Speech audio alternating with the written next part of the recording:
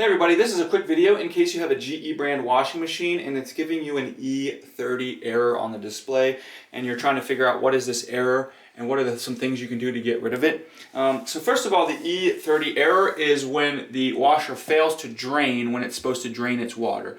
And this can be happening for a couple of reasons. One is there could be some kind of obstruction preventing it from draining. So you're going to want to check the drainage hose and everything like that and in the back and make sure it's not kinked or smashed or bent in any way.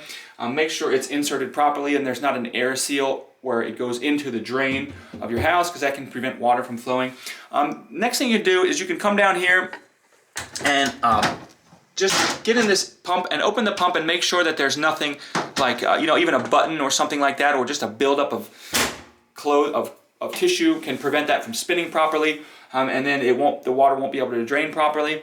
And finally, if the water is super sudsy, if you notice that the water is really sudsy, sometimes it cannot drain properly if the water is too sudsy. And then if that's the case, you need to kind of let the suds dissipate. You can run a cycle, turn it off, turn it back on, and run a cycle without adding any detergent to get it cleaned out of there. And then you just need to, going forward, make sure that you're using the right kind of detergent and the right amount of detergent.